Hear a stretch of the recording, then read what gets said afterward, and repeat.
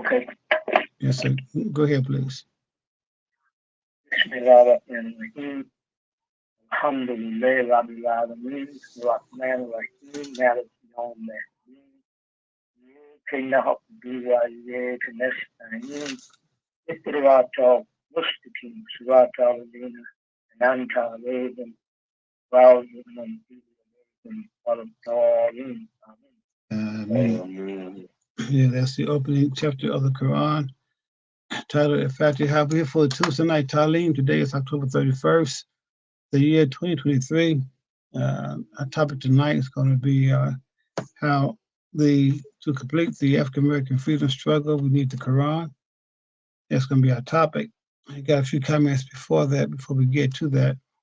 But at this time, I ask everybody who has called in to please put their phones on mute so we won't not have any background noises. And later on, after I'm done speaking, we will have a conversation. We may have a Q&A portion. One thing I want to mention, we do this here so often, we have a discussion on how Imam Muhammad, he asked us to follow a pattern, I guess you would say, format for reciting Al-Fatiha, Al-Fatiha, and it was given to us what he called the seven stops. The seven stops. We're trying to find the page for it now so I can read you his words verbatim. Yes, yeah, here it is. For those who have the book, the commentary of the Quran, it's on begin on page 24. And so Imam Muhammad gave us some clear instructions on the seven stops for reciting the Fatiha. And he based it upon chapter 15, verse 78, I believe, of the Quran. So maybe I should read that first. Chapter 15 of the Quran. Let me see, can I find this real fast?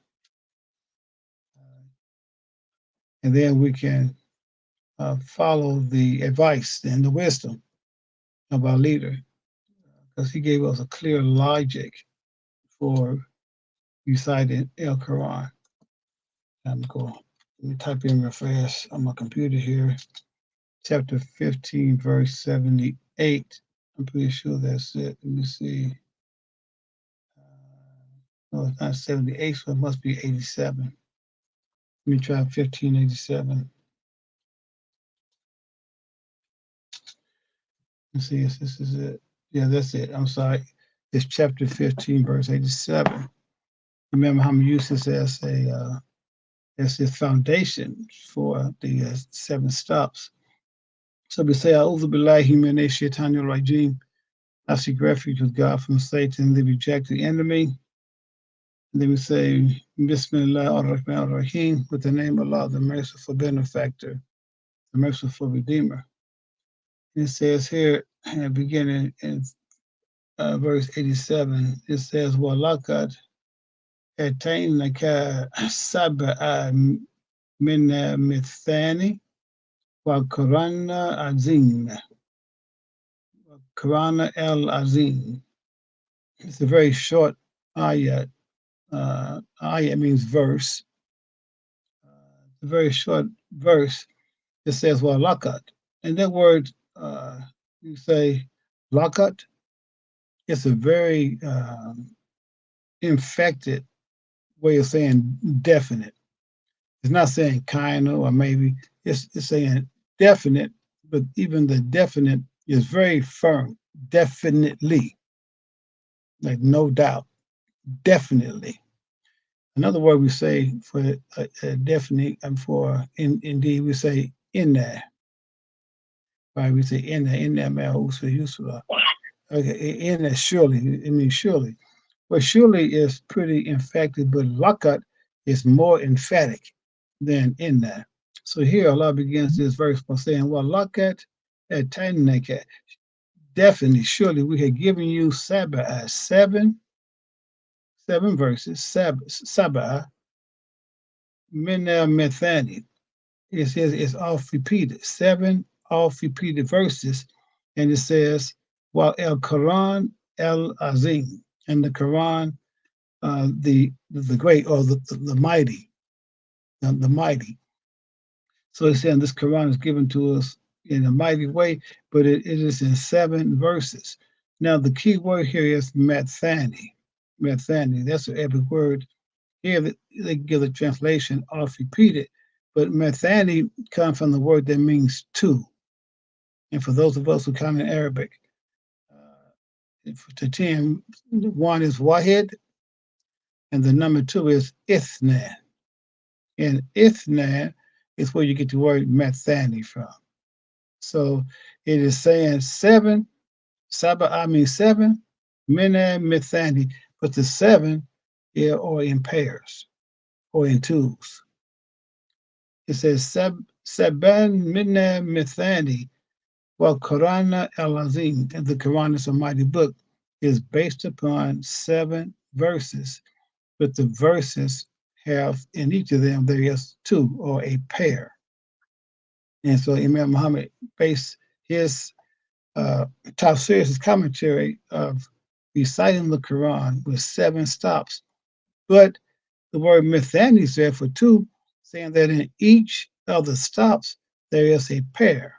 There's a concept that's given in twos, in duals. So with that said, I'll read Imam Muhammad's words. I'm beginning on page 24 of the book, Commentary of the Quran. And the Imam says, when you read Al-Fatiha in Arabic, you can read it in many ways.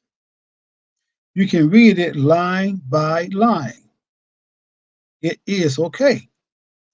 This chapter of the Quran is described in the Quran as 7 matching verses. 7 that come in twos.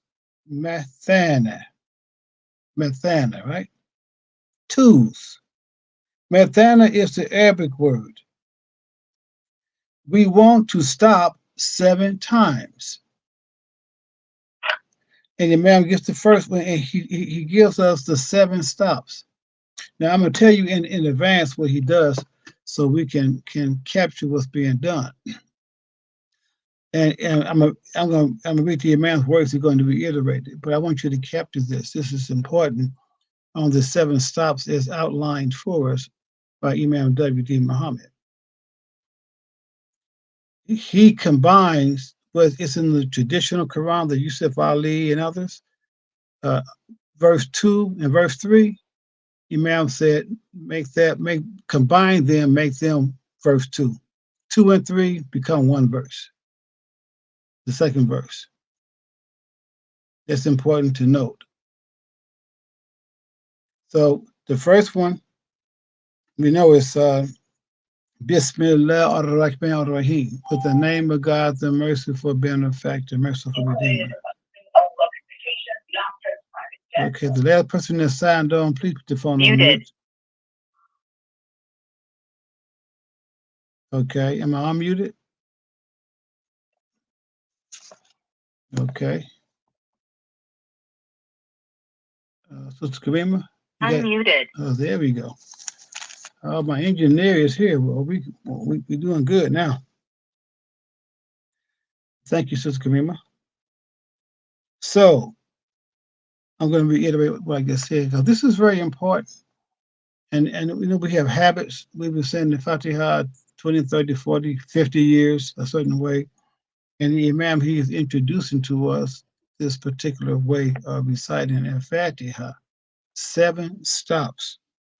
So the first one, Bismillah ar-Rahman ar-Rahim, says, with the name of God, the merciful benefactor, merciful redeemer. There should be a stop or a pause before we go to the next part. And as I said, Imam, he combined what is traditionally in most translations, verse 2 and 3, he said that's one verse.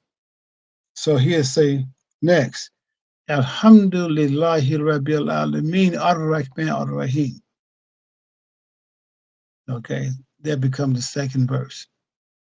Again, what we have traditionally seen as verses 2 and 3, join them together and make them verse 2. Next one would be Maliki Yawmiddin. But after we say deen, there should be a stop. We should stop. We should not just go Maliki Yawmiddin Iyaka Na'budu.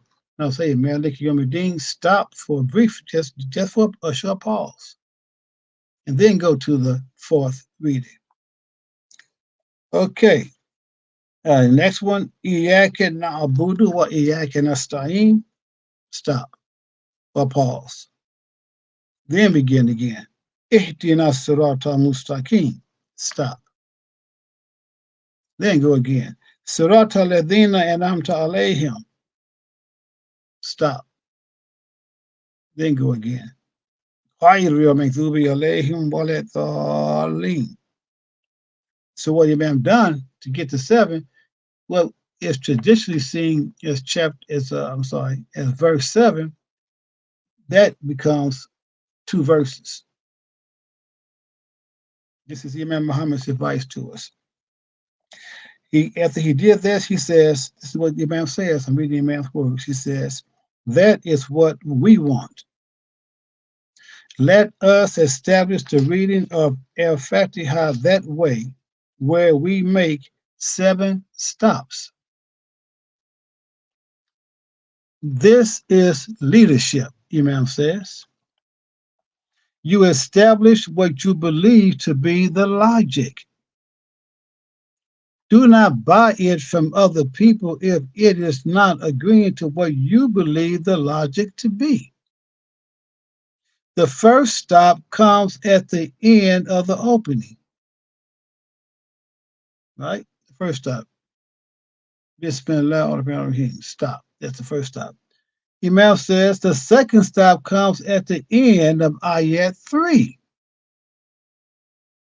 Verses 2 and 3. Stopping at the end of verse 3. That is the second stop. In the Quran, Allah, highly glorified is He, says this chapter is revealed with 7 matching verses that come in twos, like a dual, D-U-A-L, dual. Now let us study what we have established. 1. Bismillah ar-Rahman ar-Rahim. So Imam, now this is where we get the logic for what the Imam is doing. So in there should be a pair. Again, there are 7 stops, but in each of those stops, there is a pair. So what is the pair? Ar-Rahman is paired with Ar-Rahim. That's the pair. Do you follow the concept? We better stop. So when we stop, there should be a pair. And the pair is, in the first stop, Ar-Rahman, Ar-Rahim.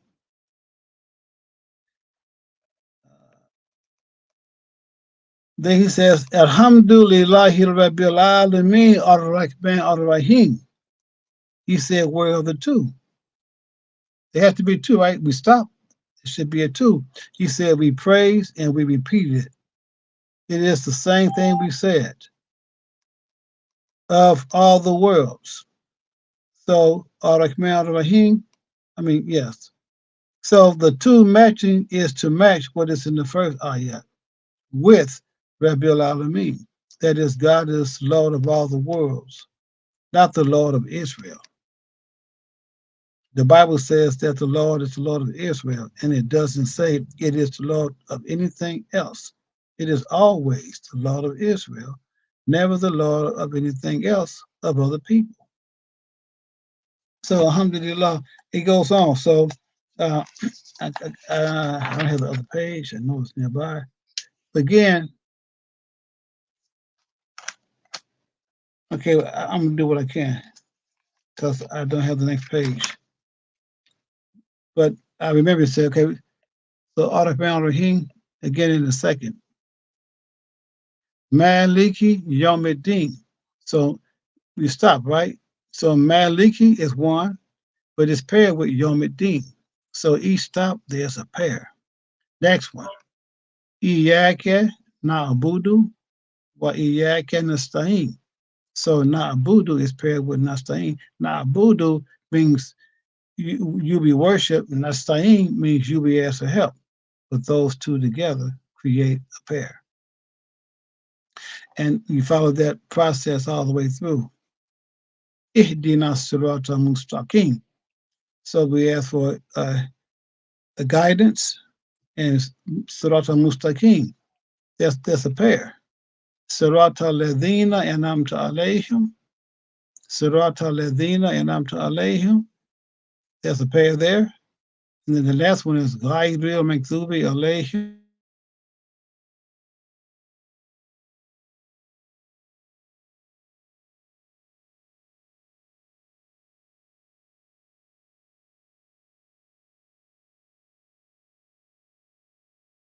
That logic. I'm trying to find the other portion where he speaks more on it. But the main thing for us to get in the beginning, as far as reciting in Fatiha, is that based upon chapter 15, verse 87, which tells us that the 7 verses in Mathani in pairs, that when we recited Fatiha, there should be 7 stops. And the 7 stops are the one that I just shared with you. And so let us practice this. That same reading I just read is also in one of the books put out by Imam Rana Shahid. I'm not sure which book it is, but it's in there as well. So we want to listen to our leader and follow the logic that he has given to us. So those are just some comments on Al-Fatiha. Another comment I want to share as well. This day that we are in the Western society is called Halloween, and so we don't want to interfere with holidays of other people. If that's what they practice, is what they practice. But however, we know that our children and our grandchildren, they are breathing that air. I mean, not the physical air, but the mental and the spiritual air that's being promoted in society. So our children hear Halloween and Christmas and Easter, etc., along with the other children, even though we are told they don't practice it. But we need to give our youth understanding about these ideals and concepts that's in the air so that they will understand why we don't observe Halloween or Easter or Christmas. And giving praise and thanks to Allah for giving us a teacher that brought us understanding or cleared our vision to where we can even go get more understanding. So what we do at our weekend school, that we write the name Halloween on the board. You write it out, Halloween. And then we tell them what it means. And then we tie it in with the Christian holiday. A lot of people don't know, even many Christians don't know, that Halloween is tied in with tomorrow. Tomorrow is a day in the church, and particularly in the Catholic Church, called All Saints' Day. Go look on the calendar, go Google it, please. And I would say this here so often. I want to remind you tonight, whatever I say, don't just take it on face value. Say, well, the Imam said it. Please don't do that. You be cheating yourself. Whatever I say, check it out. I don't care what, if I tell you my name is Michael Sahir, check it out. Check it out. You don't have the liberty to say what the Imam said it, therefore it's true. If you think you got it, you didn't get it from me. If I said it, you got an obligation to go do your research, check it out. You know, I may make a mistake sometimes. So check it out. When he says to November 1st, it's a Christian holiday called All Saints' Day.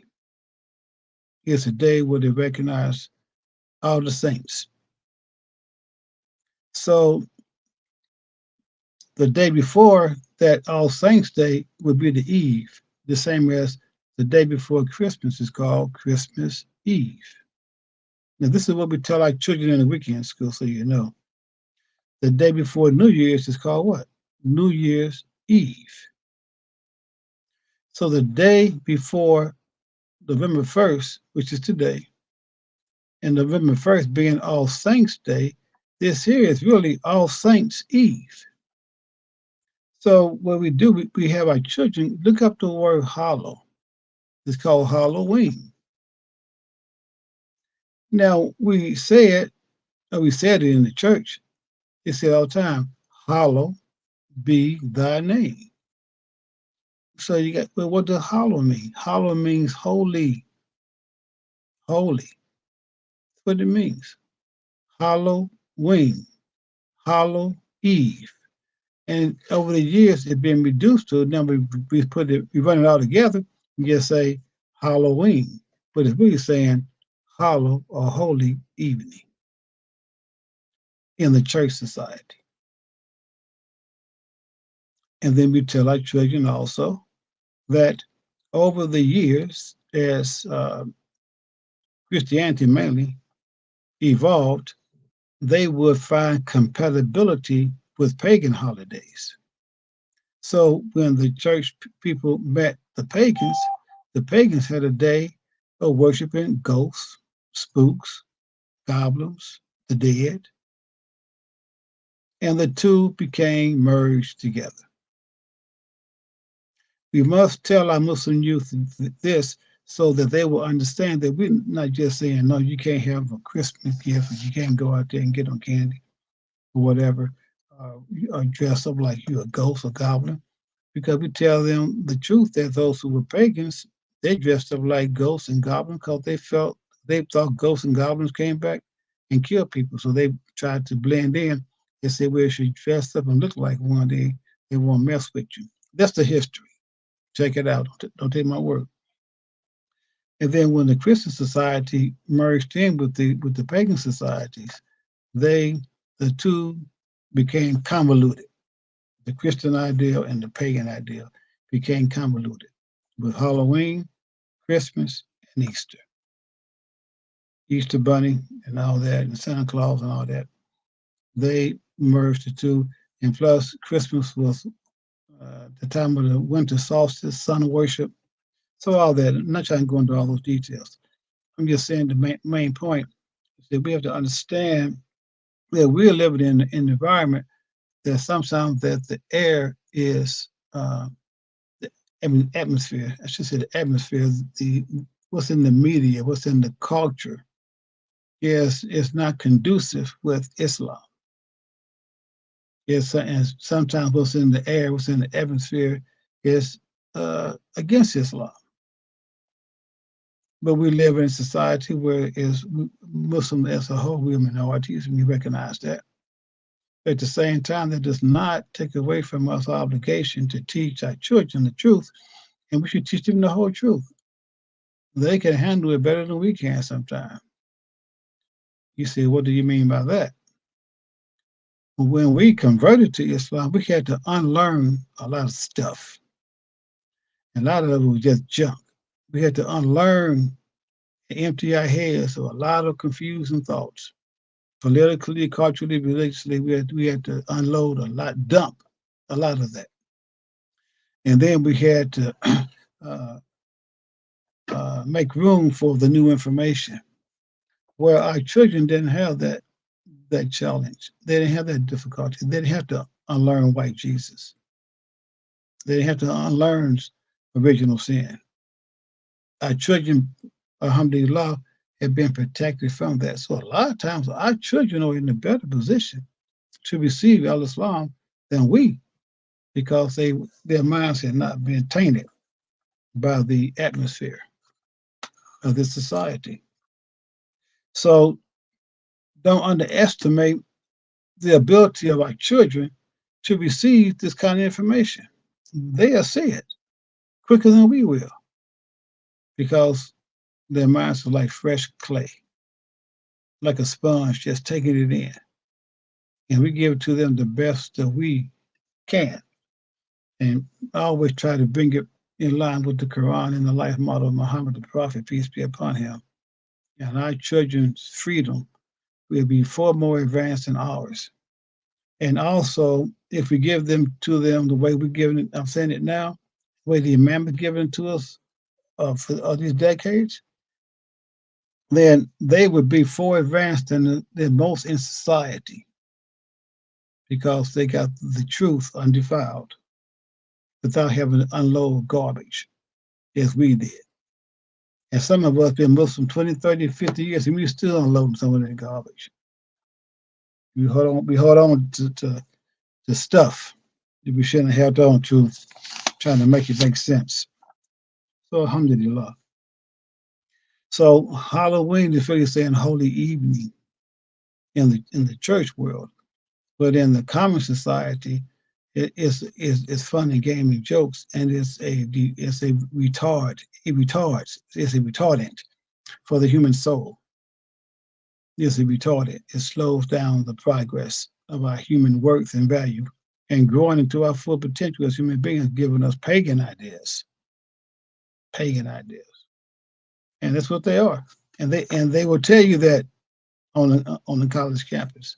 They would tell you how they mixed the religious ideals with the pagan ideals.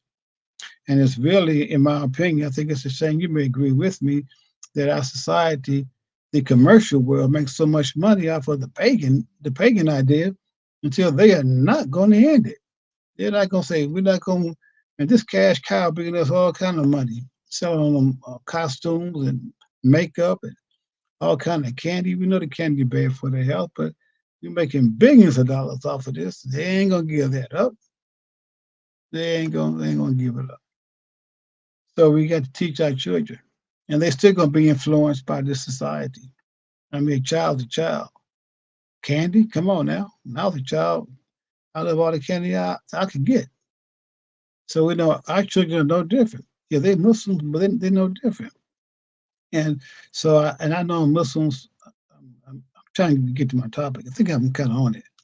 But I know Muslims who, over the years, that they would take these Christian holidays and create a party, invite all the Muslims over to one house or one to the masjid, and have our own Muslim time or having a good time, so that our children wouldn't feel so left out.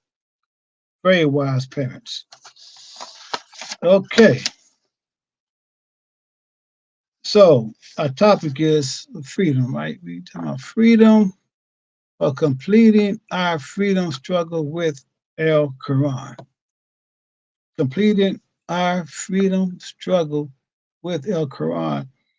And I would venture to say, I take it one step further, that we were not, the African American people mainly I'm speaking of, that's most of my audience, the freedom struggle of our people up from slavery will not be complete unless the Quran is the integral part of that freedom. So the question, you say, are you saying that the Bible can't do it? I'm saying, so far the Bible has not done it. It hasn't done it. Not the way it is given to us. That's just a fact. So some may see, criticize me and say, well, just leave them alone. That's their book. That's their way. And you shouldn't be talking about them. You just keep to your own business. Well, I'm telling you now, I am keeping to my own business. I say this comment in the spirit of Harriet Tubman. And that's going to be my spirit tonight, of Harriet Tubman. Meaning what? Harriet Tubman, though she was free from the plantation in body, and she was in the North free, she was not free in her soul and in her conscience, because her people were not free. And that's the kind of spirit we have to have, dear Muslims. Don't take the concept. I heard a sister say one time, it hurt me. She said, it was some people doing something out the way and not right. And she had the comment of, well, Allah make Muslims, which is true. It's true. But the spirit behind the comment was, uh, I'm Muslim, I ain't gonna worry about them. Imam Muhammad told us we should never separate ourselves from our African American people. We should never remove ourselves from the freedom struggle of our people. Never. And Allah has blessed us, alhamdulillah, praise be to God, the perfect praise be to God, has blessed us to come into understandings and insights like Harriet Tubman did. And we have to go back, dear Muslims.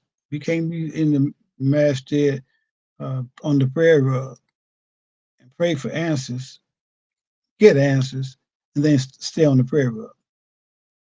No, the masjid is like the bathtub. You go there to get cleaned up, get refocused, make sure you look good for the public, because you got to go back out to the public and teach. That's right.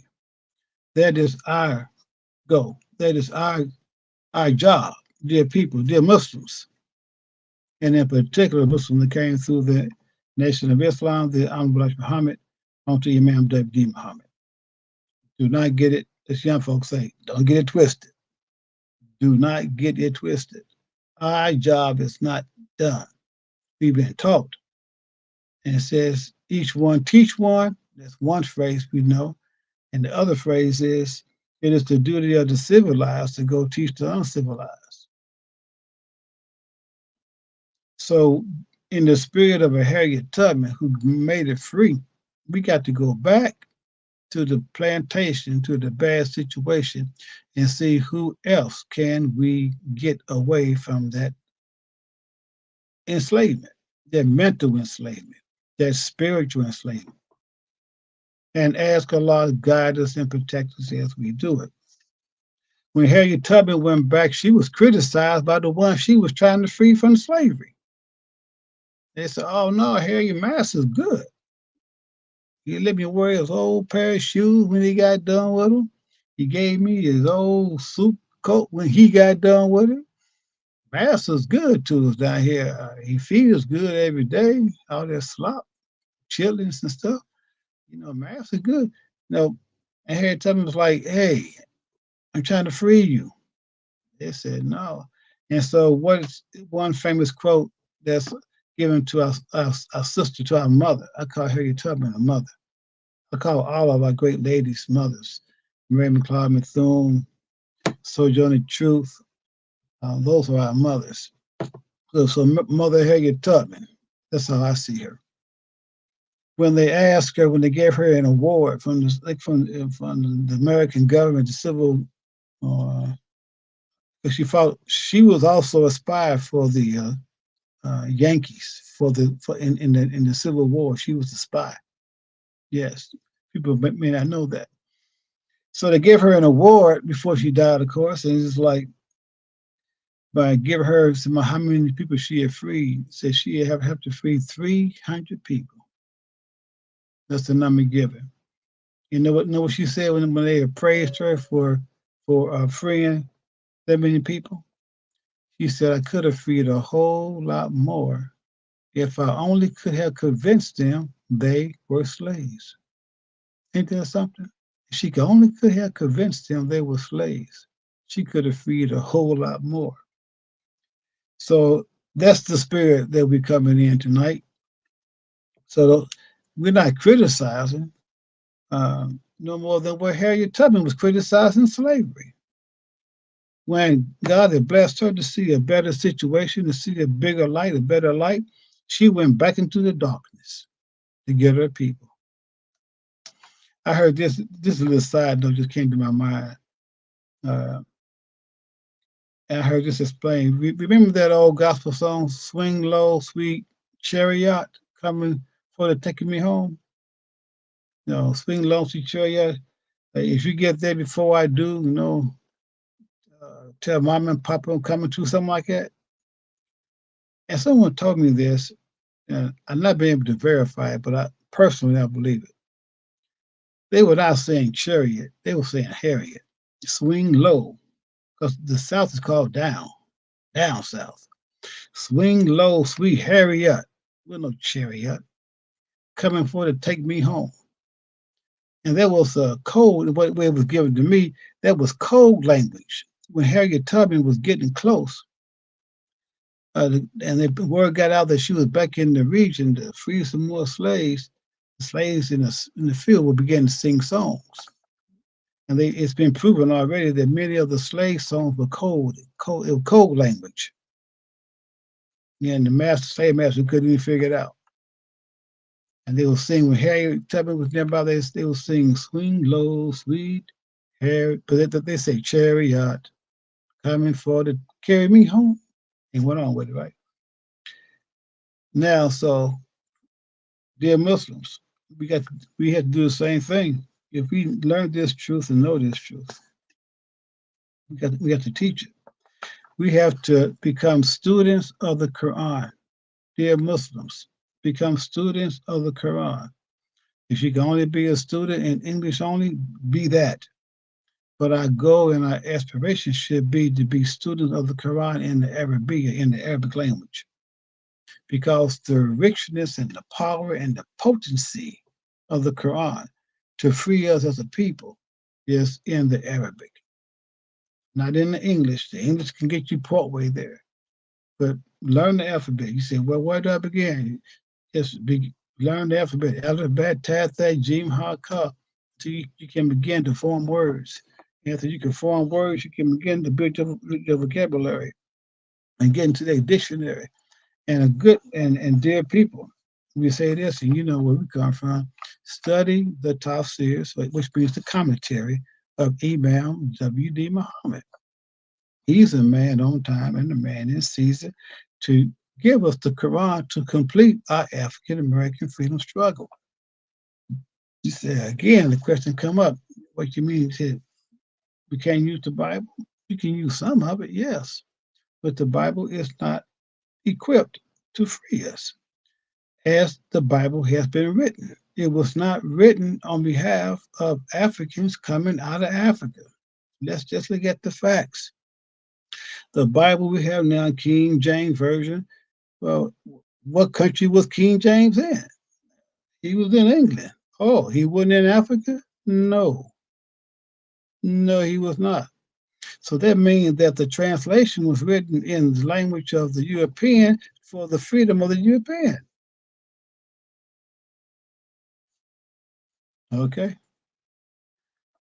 That pathway of the progression of thought. What do I mean by progression of thought? As mankind lives each decade, the next century, the knowledge grows on a certain pathway. It did not come through an African pathway. The Christianity that we were given did not come. It came from, or its orientation was in Africa. We know that. That's a fact. The founding fathers, Josephus and the other guys, not what's his name? Oh my goodness. They come to me, inshallah. But those who went on to be the founding fathers, they were Africans nearby Egypt, where the Bible was really known to get started. But it didn't take its path. The Bible that we have today and the understanding and the commentaries and the exegesis that we have today given to us as African Americans did not come through the African pathway. It came through the European pathway. Therefore, the language and the translation fitted their progress because they became their blueprint. And the fact being, again, do not take my word. You don't have the freedom to take my word. You're obligated to check me out. They did not bring Bible to the slaves on the plantation until after Haiti rose up and threw the French out. They did not give us Bible on the plantation. But when the Haitians rose up and threw off the French, then they began to give us bits and pieces of the Bible that fitted perpetuating slavery. That's the fact. That's the fact. Check it out. And they would tell us often, we didn't bring you here to worship God. We are, white men would say, we are your God. We brought you here to work. They did not give us Christianity, the Bible. And when they did, and yeah, please go Google this, please. You can find this here. It's called Slave Bible. You got to check it out. And they had a Bible put together with only select verses in it to give to the slave on the plantation. And you knew what they were. Verses such as, be good to your master. Those are the kind of verses that was in there. There's a very famous African American theologian called Howard Thurman. We should know who Howard Thurman is.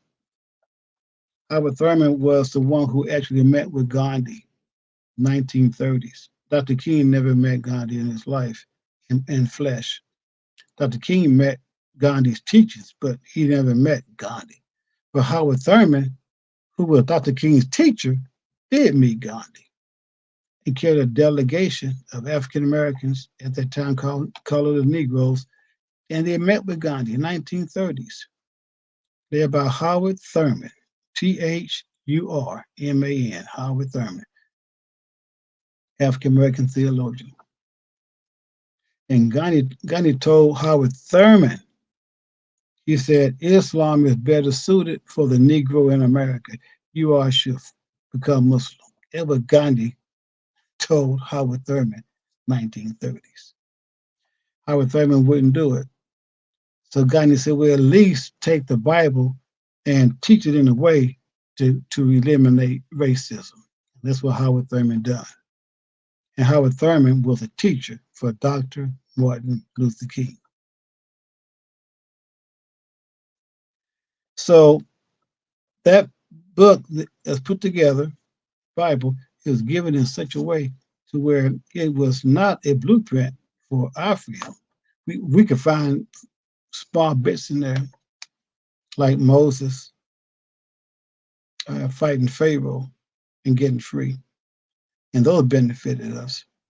But the most of it, it will leave you in the state of mind of being inferiority to white people, and let's tell the truth, it will leave you in a mind to be inferior to Jewish people. That book is not designed for us. You know, you can prove me wrong. You know, everybody knows how to read me. Prove me wrong, but I don't think you can. That's why you remember Muhammad was saying in the book, that the Bible keeps saying, Lord of Israel. What about everybody else? What about the Palestinians? We may come back to that. So now, the Quran is the book that can complete our freedom because it is a book written for all people, not some people. It's a book written for all people. And by being a book written for all people, then we have what we need in the book to free African Americans. Our freedom would not be complete until we get the freedom that's in the Quran. Our freedom would not be complete until we listen to the message of Muhammad, the prophet. You say, well, that's a bold statement to make. Well, I know people are going to say, oh, no, all I need is Jesus. I know what they're going to say. I'm born and raised in society. All I need is Jesus. They used to have us singing songs. Jesus this and Jesus that. They even had one song that said, there's something special about that name, Jesus.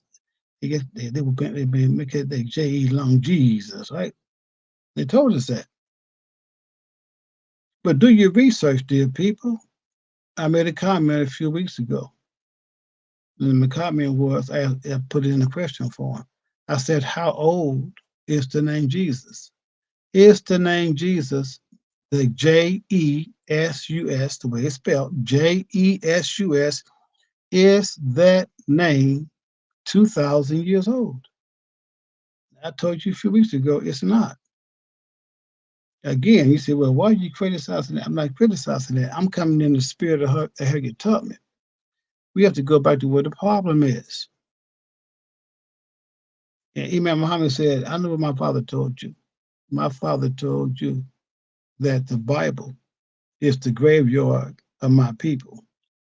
Imam Muhammad said, I'm telling you now, Jesus is the graveyard of our people. I know that's going to hurt some people. People may say, yeah, you shouldn't say that. I know what's going through your minds. But look, again, in the spirit of Harriet Tubman, who returned to the darkness, that's where I'm coming from tonight, right? A lot of people know this already. The letter J, right? We're saying J-E-S-U-S. The letter J, go check it out. Don't take my word. Go look at any dictionary and tell me how old the letter J is. At the most, it is 500 years old. Check it out. Don't get mad at me. Check it out. English as a whole language At the most, it's about 1,300 years ago old. The whole language of English. English came out of the German. Just so you know where it came from. Check that out too. Everything I say, check it out. English was derived from German. And English, as we speak it today, that was all over the world, it is at the most 1,300 years old.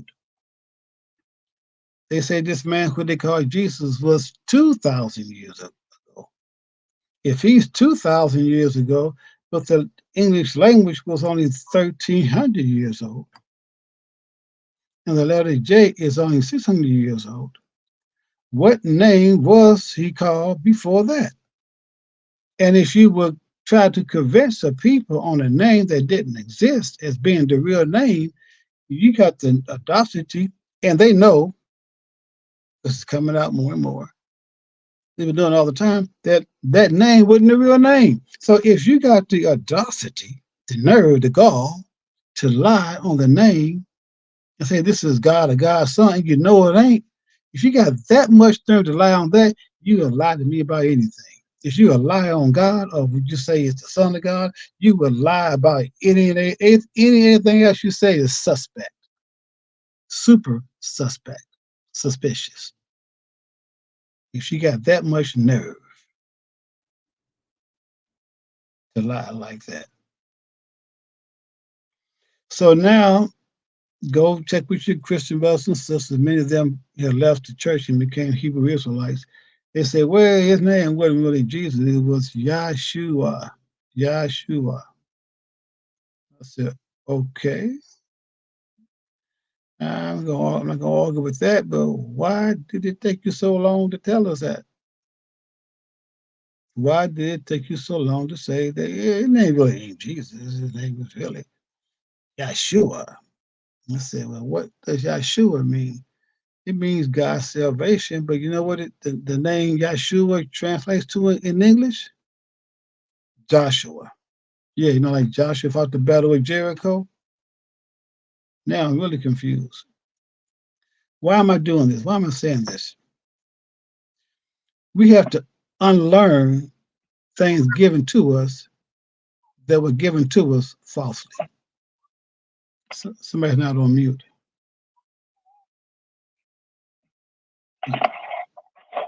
Somebody's not on mute. Okay. Okay, I think she got it. Okay, it's 8 o'clock. Wow. Okay, let me see. So, yes, we have to unlearn and challenge with logic and rationale and with respect. You got to have respect in doing this because that's a sensitive topic and it is blocking people from coming to the light. So the Quran is the only book that can give us this completion of our freedom struggle. You say, well, what about the Bible and what about Jesus said? Well, one thing Jesus said that the man called Jesus, I got to phrase it like that. The man called Jesus, they say that he said these words. He said a couple of things. Well, one was, he says, I cannot tell you all things now. Let's pause on that. If you were sitting in a jury in the court testifying, and they asked you a question and you answer and say, I can't tell you all things now, you're going to be in trouble. Say, what do you mean? You supposed to tell the truth, the whole truth, nothing but the truth. Well, I can't tell you all things now, but how be it when he comes? He's going to tell you the truth of all things. So what is that saying to us, dear people? If you look at it face value, if someone tell you, I can't tell you everything, but the one coming after me is going to tell you all things, that means that either I don't know it, or if I do know it, I'm not going to tell you. So there's a promise that according to this man called Jesus in the Bible, there's someone coming after him. They call it the Comforter, the Holy Spirit, right? The Comforter. Howbeit when he comes, he will tell you the truth of all things. He will tell you the truth on me. I guess Jesus knew he was going to be lied on. The man called Jesus. He knew he was going to be lied on. So why am I stating these things? I want to be clear. Is that what was given to us in the life of Jesus carried us to a certain point and could not take us any further. Jesus himself couldn't take us any further. According to his words, I can't tell you all things. And said, you can't bear it. And he added to it in another portion, it says, it is expedient that I go away. You know what expedient means? It means quick, fast, and in a hurry. And he told us why he had to go away quick, fast, in a hurry. He said, because if I don't come, if I don't leave, get out of here, the comforter can't come. And Imam Muhammad make it very plain. The comforter is Prophet Muhammad. So he would make all things plain to you. He would tell you the truth of all things. So, dear people, and my Christian brothers and sisters who hear this, Muhammad the Prophet is not your enemy. Muhammad the Prophet is your freedom. He is the comforter. They use the word paraclete and parakito to get into the Greek, but they also said that means the comforter, and it also means Ahmed. Parakletos also means the name Ahmed. And the Quran tells us who Ahmed is. Ahmed and Muhammad come from the same root, Hamida. So if you want to get your complete freedom, you have to baptize your mind into the words of the Quran. If we're going to complete our African American freedom up from slavery, it can only be completed with the Quran. It's a book that testifies to the whole truth. And Allah tells us in the Quran, this day have I completed my favor upon you, right? I have completed. Yes, tells us the Quran is complete. I have perfected. So if it was perfected, it means what came before was imperfect. It was not perfect. It was close, but not perfect. And when the Quran comes, Allah says, this day have I completed my favor upon you, perfected upon you, for you have chosen for you Al-Islam as your way of life, as your deen. There's information, there's guidance, there's freedom in the Quran that will wake up brain cells in your head you don't even know you have in your head. So I'm closing on this point here. And then we can open the phone lines for questions and comments. They said, well, you Negroes just left one plantation in the church and went and joined another plantation in the mosque. Well, we're here to tell you we follow in the spirit of Bilal. Go find out about Bilal. Spelled Bilal. And in the spirit of Bilal, when Bilal came to Islam, he was tortured, he was abused to the point of death. He was leaving slavery. He was of Ethiopian, Abyssinian Ethiopian of African descent. He encountered Islam and became Muslim. They tried to kill him, torture him to kill him. And Abu Bakr, the dear friend of Muhammad the Prophet, came and purchased Bilal. Bilal, in the spirit of freedom, after he was purchased by Abu Bakr, he asked him a question. He said, did you? Assalamu alaikum, Imam Omar from Chicago. Alaikum assalam, Brother Omar.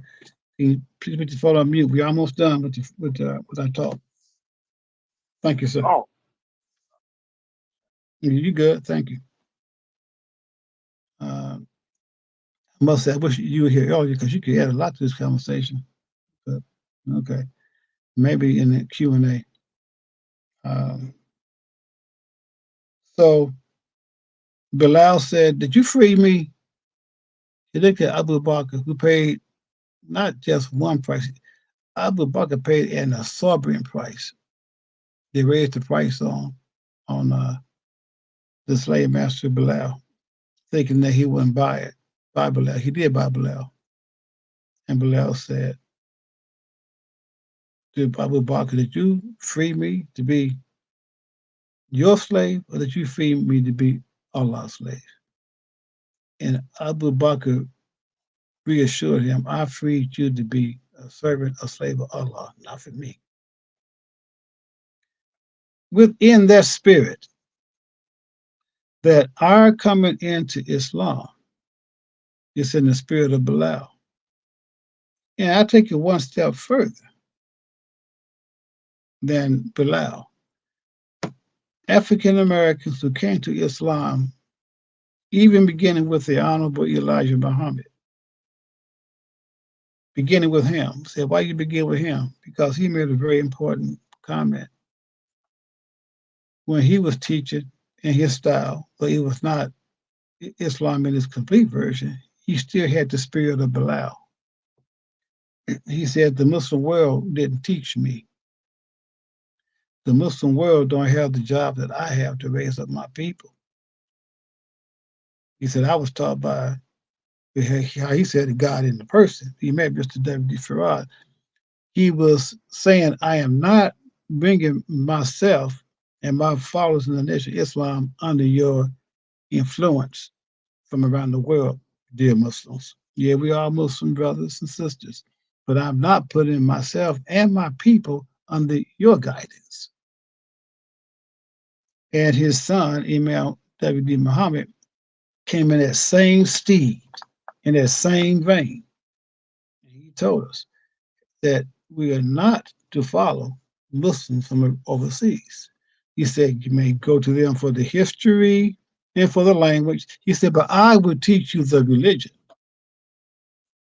So please don't make the mistake and say, well, you Muslims just, you black Muslims, you Negro Muslims just left one plantation with the white man just to get on the Arab plantation. Don't make that mistake. You'd be wrong. Because through the Honorable Elijah Muhammad's stance and his son having the same stance and taking it further, because our understanding, our commentary on Islam is unique and special, but yet universal for all people. So we don't have a borrowed or adopted Islam. The understanding of the Quran is, we have one Quran, you can't change that. That's always going to be the same. But Allah has blessed to come from our loins, from our people, an intellect to go into the Quran. And that same mind is sensitive to our history as African American people, and to get the beauty and the pearls and the muscles and the glory, the honey, out of the Quran to bring and complete our freedom struggle. Without the agencies of Muslims from around the world, that's a fact. Check that out too. I'm not trying to be arrogant or proud, but when you know you have something, you don't shy away from it. And Allah has blessed us tremendously with Imam W.D. Muhammad's commentary so that we would not be slaves to cultural influences from Muslims around the world. We would not be slaves to their interpretation of the Quran. Allah has given us our own insight, our own guidance. So with that said, I will bring this to a close, and I will ask our engineer to take everyone off mute. Now, when she take you off mute, dear people, she have background noise, it's like TVs or whatever. Please put your own self individually on mute. Man, but if you have a question or comment, you can. Like my son, brother, man, Omar. Yes, sir. I'm so sorry, brother. I'm thinking that my time, Chicago time, was just 6 o'clock time, and yes, sir. That's why I'm on late. But I really wanted to get on the whole to hear the whole conversation. So I just want to apologize. No need to apologize, because It happens. Indiana, part of Indiana, it's on Eastern. The majority of Indiana is on Eastern time, but Gary and that Chicagoland area, it's on Central time. And the same for Evansville down in the southwest part of Indiana, also on Central time. Right. I mean, the rest of the state we on Eastern time, so it's easy to get uh, the two Yeah. mixed up. Yes, sir. Wow. Well, Yes, I sir. catch the recording. Inshallah. Yeah, thanks for saying that. People know that I'm on my Facebook Live, and we use this thing called StreamYard.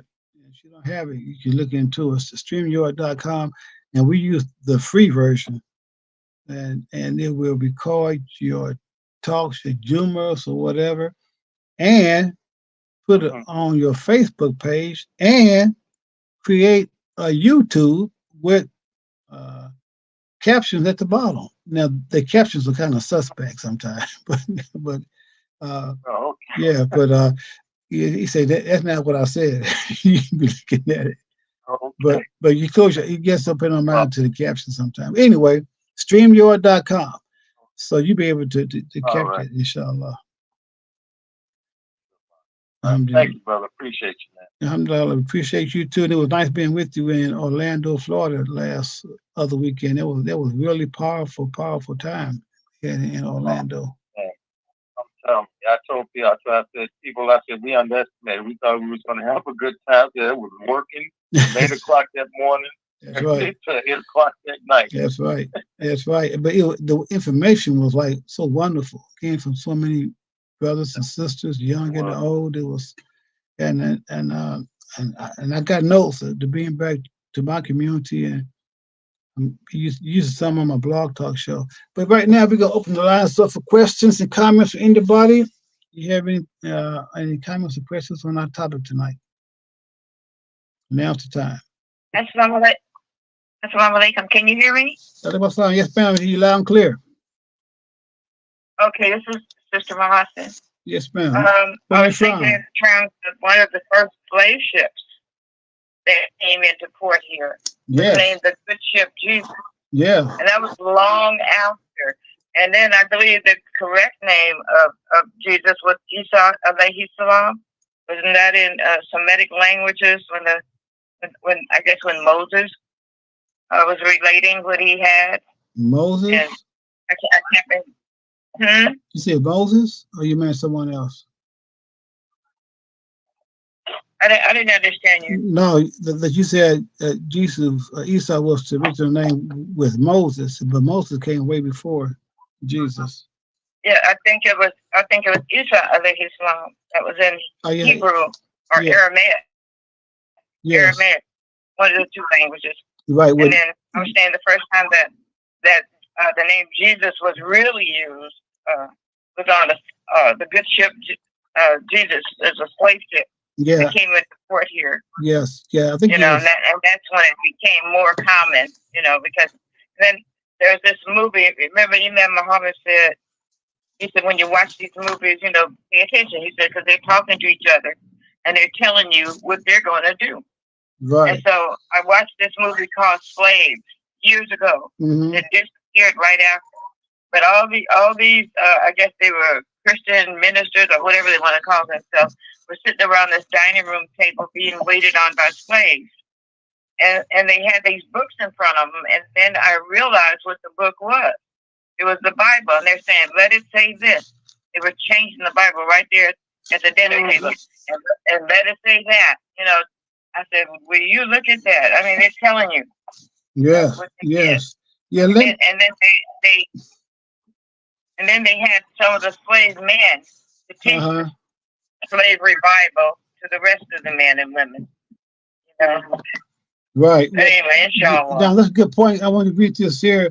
We know we were talking about the Honorable Elijah Muhammad, that Captain John Hawkins had a slave ship called the Good Ship Jesus. But the actual name of this slave ship was Jesus of Lubeck, spelled Lubeck. There was an actual slave ship. Where it came from. It came from. Yes. Yes. So thank you. Because there was an actual slave ship named Jesus, and so people don't know that. So how do we go back and tell people the truth and not hurt their feelings? I guess I heard it said one time. You gotta have when you do surgery, you got to cut somebody. They say, well, why you cutting on that flesh, cutting on that person? Well, you got to cut the outside to get to the inside. And people say, oh man, you can ready to Wow. stab them. You say, no, I'm not stabbing them. I'm trying to get to what the problem is. But the only thing what they can see is you got this knife and you get ready to stab this person. So Teach on that.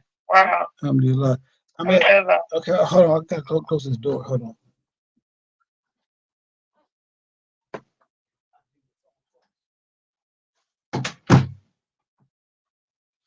Okay. Yeah. So if we have to, the main point I want to reiterate, and thank you, Sister Mahassan, for that, is that we're not trying to criticize, that we know this is something that's sacred to our people, the name Jesus is, but do your research on it and find out where this name came from. That's all we're saying. And when you find out where it came from, and that is the name is not 2,000 years old. That spelling again was JESUS. It is not. It's impossible for it to be 2,000 years old. So what was the name? No letter J. No letter J. And the letter J is only 500 years old. Exactly. So it is not. I heard you. I'm sorry. No, go ahead. I was gonna say I heard this European lady talking. She was a scientist, and she said this. And I tried to save that link. I can't find it now. She said the Europeans said they only been on the planet since the 1600s. I said, whoa. I know they didn't like hearing that. 1600s. I don't know. That sounds a little off. 1600s. Yeah. Yeah. But inshallah, I don't know if pigmentation changes or what. Yes, ma'am. Thank you very much. Anybody else have any comments, questions, please? Yes, sir. Assalamu alaikum. Alaikum assalam. Yeah, Brother Bashir, yeah, you got my mind rolling. I've been taking notes. Alhamdulillah. And I'd like to go back to the first point that you discussed with us. And that's Al-Fatiha. Yes. And those 7 verses. 7 stops. And the Imam, the 7 stops. Mm-hmm. And in what you read from there today, the man was talking about the logic. Right. And he says in that, and I have the page open, he said, this is leadership. That's what he says. You establish what you believe should be logic. And do not buy it from other people if it is not agreeing to what you believe logic to be. Mm-hmm. So leadership is logic. They right. look at the logic. Mm-hmm. And if you looked at that presentation yesterday on the naming of the street, we gave a few excerpts from the man. In New Jersey? In New Jersey? Yeah, right. Mm-hmm. And he stressed the man, they gave excerpts from one of his presentations. He said, I don't want rituals. Don't give me a bunch of rituals. I want reality. Yes, sir. And our prayer is just not ritual.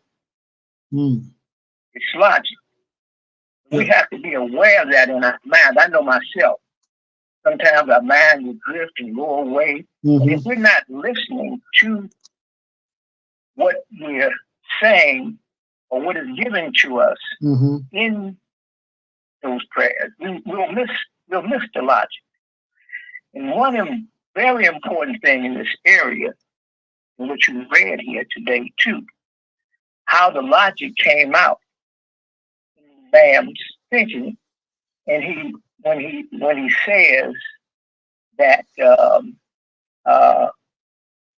Bible says that the Lord is the Lord of Israel, and they're not saying it's the Lord of anything else. But he said in the Quran, he says that God is the Lord of all the worlds, not just Israel. That's right.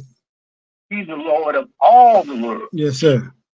Now, I think this, too, we can go back to the situation today with the conflict between the Palestinians and Israel. Mm-hmm. And ma'am said the problem in the world today is in religion. Mm-hmm.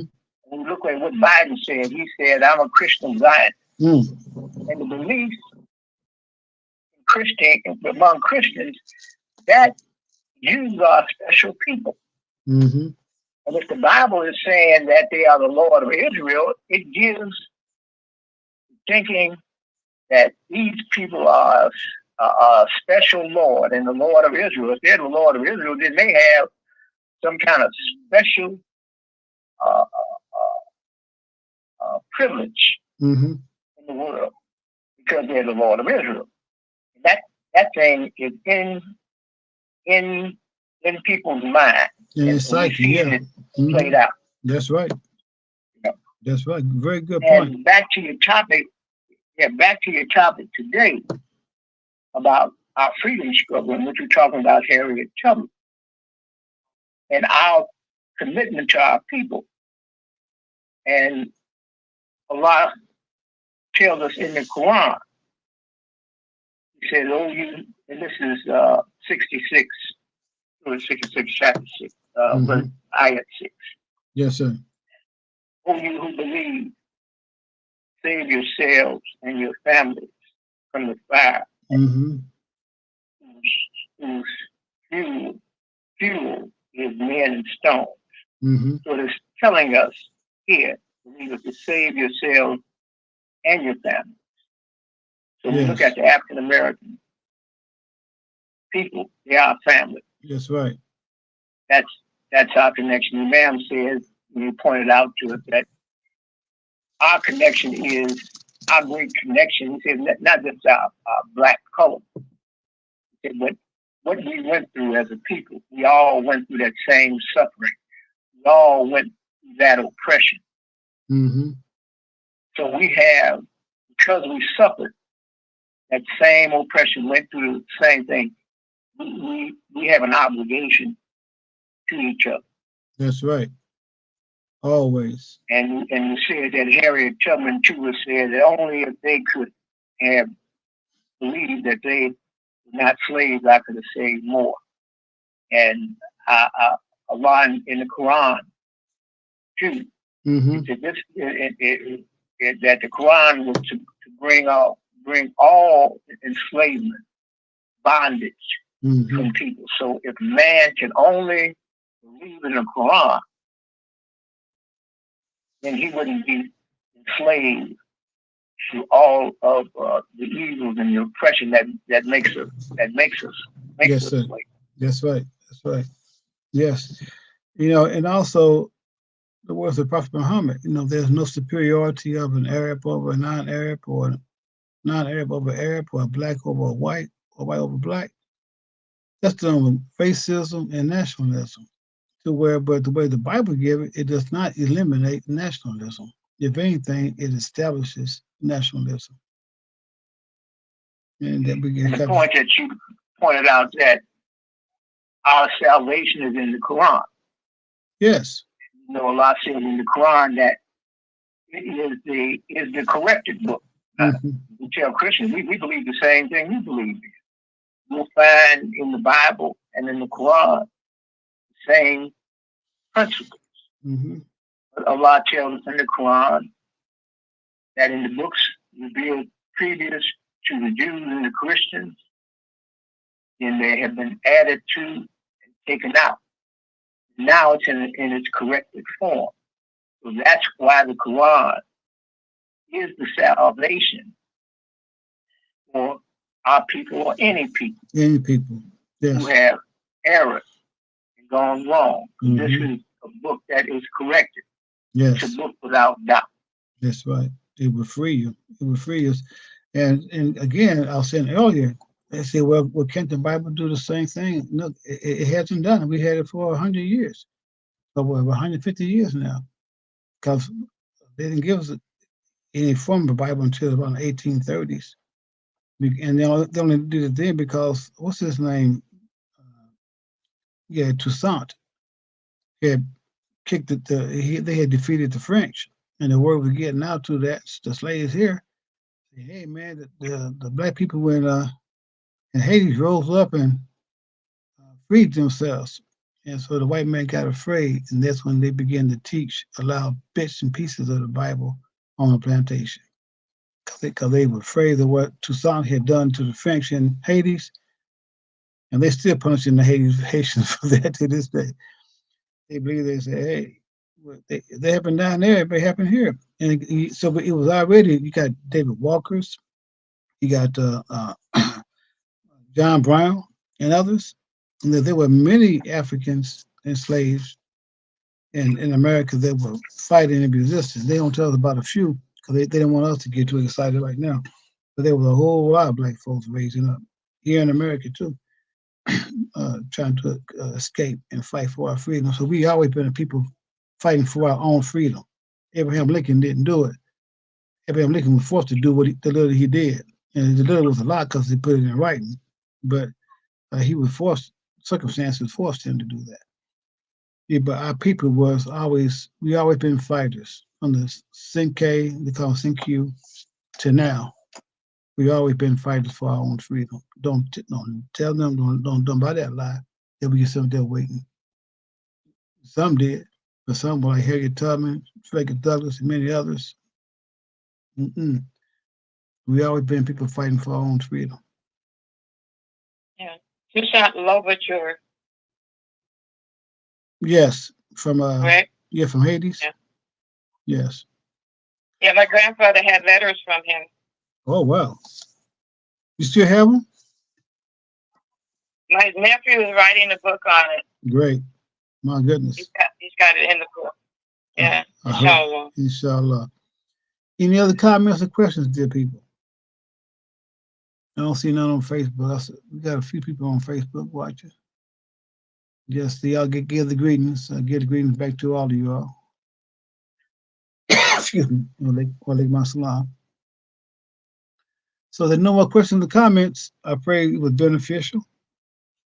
And inshallah, we come back next week for another Ta'aleem. But we got work to do. And Allah has given us all we need to get the work done.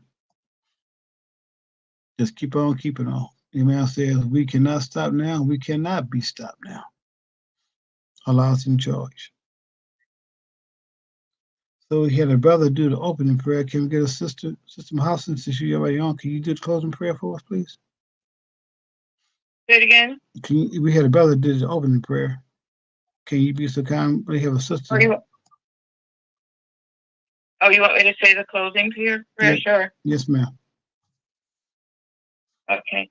أعوذ بالله من الشيطان الرجيم بسم الله الرحمن الرحيم الحمد لله رب العالمين الرحمن الرحيم مالك يوم الدين إياك نعبد وإياك نستعين اهدنا الصراط المستقيم صراط الذين أنعمت عليهم غير المغضوب عليهم ولا الضالين.